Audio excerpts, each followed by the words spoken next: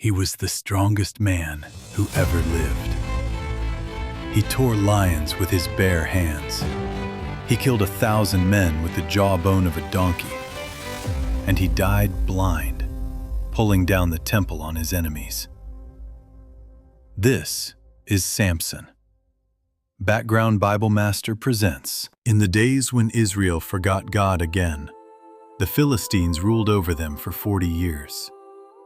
And in a small town called Zorah, there lived a man named Manoah, whose wife could not bear children.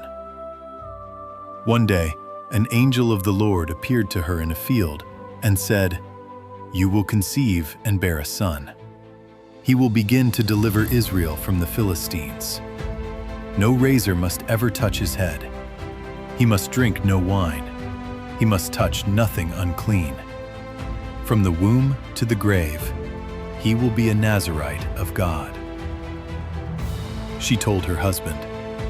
Manoah prayed for the angel to return, to teach them how to raise this child. The angel came back. He sat with them.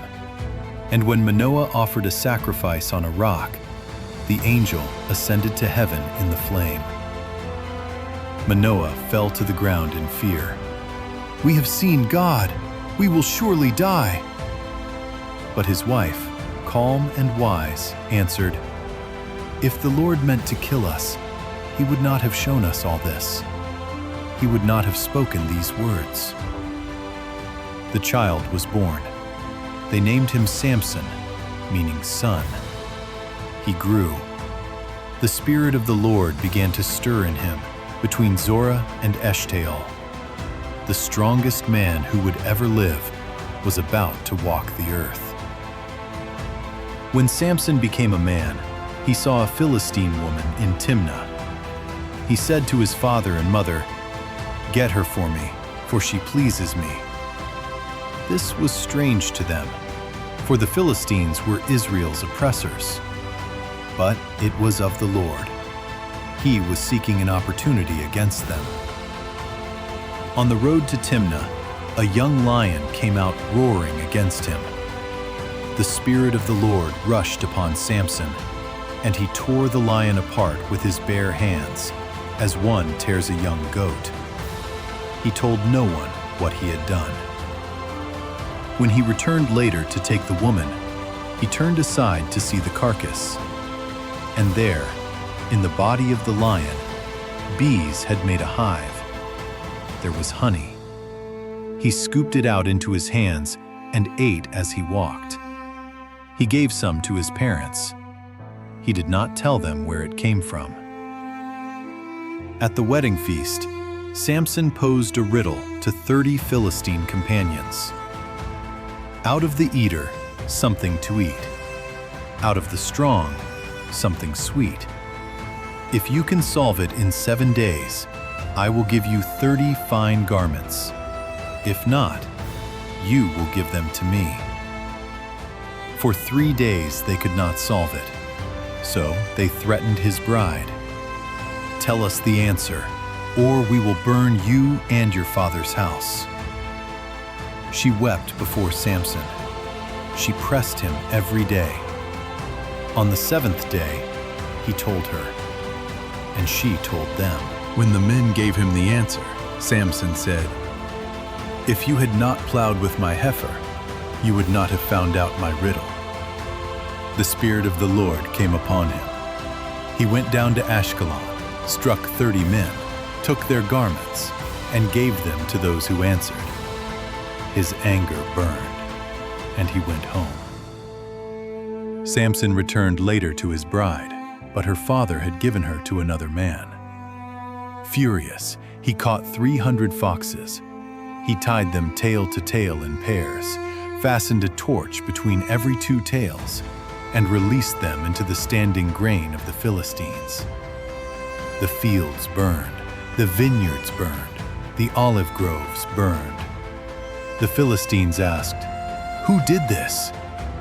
They were told, "Samson, because his wife was given to another." So the Philistines went up and burned the woman and her father. Samson said, "Since you have done this, I will be avenged on you. After that, I will quit." And he struck them, hip and thigh, a great slaughter. He went down and lived in the cleft of the rock of Etam. The Philistines came up against Judah. 3,000 men of Judah went down to Samson. They said, "Why have you done this to us? Do you not know the Philistines rule over us?" Samson answered, "Bind me, hand me over." They bound him with 2 new ropes. They led him up. The Philistines came shouting to meet him. The Spirit of the Lord rushed upon him, and the ropes on his arms became like flax that has caught fire. The bonds melted from his hands. He found a fresh jawbone of a donkey. He took it. He struck 1,000 men with it. With the jawbone of a donkey, heaps upon heaps. With the jawbone of a donkey, I have struck 1,000 men.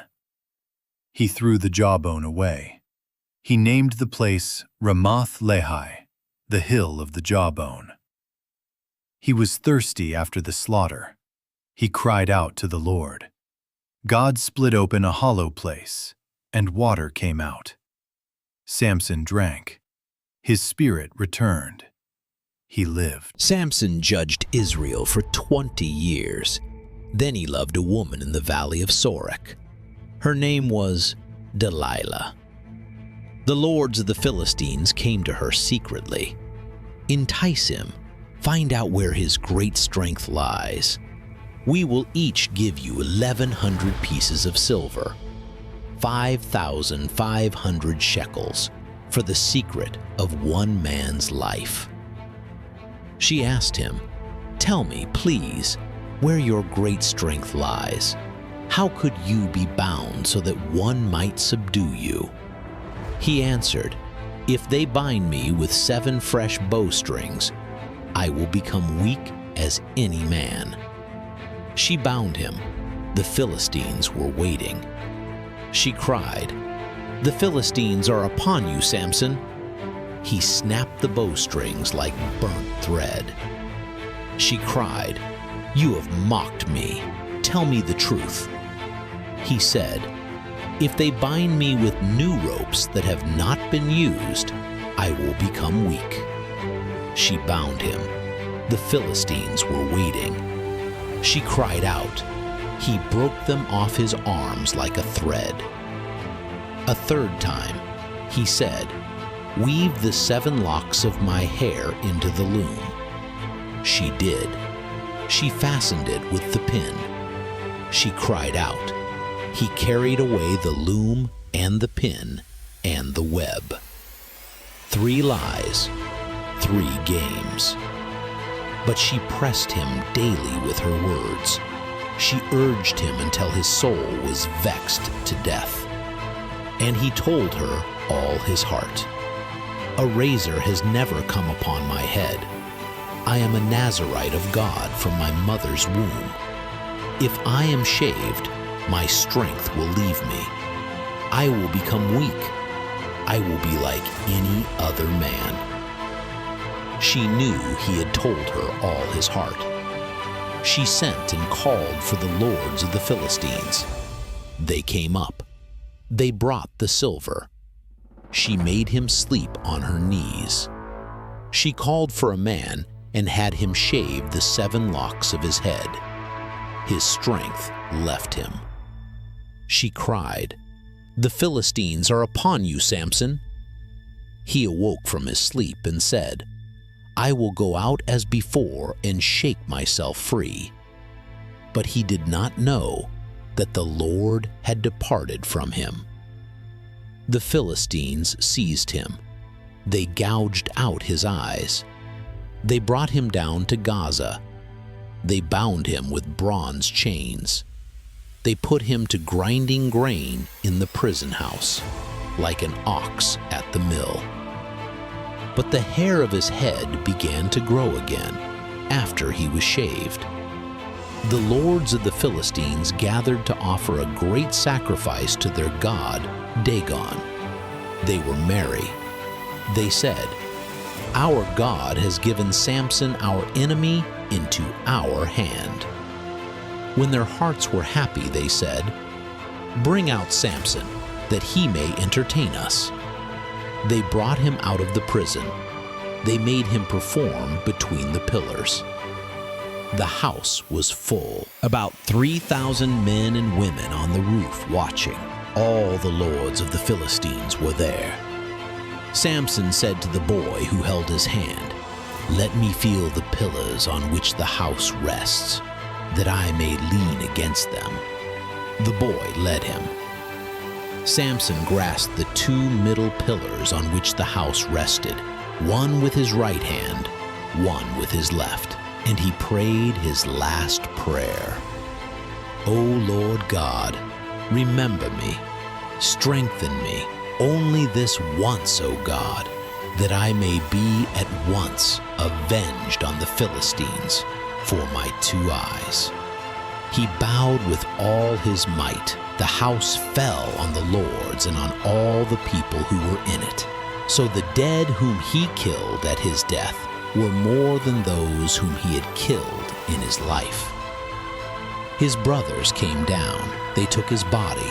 They buried him between Zorah and Eshtaol in the tomb of his father. He had judged Israel 20 years, the strongest man who ever lived, the man who could tear lions apart, snap ropes like flax, and slay thousands with a jawbone, the man whose only true weakness was the woman who pressed his soul, the man whose final prayer was answered. Strength is not in the body. Strength is not in the hair. Strength is in the one who gives it and removes it.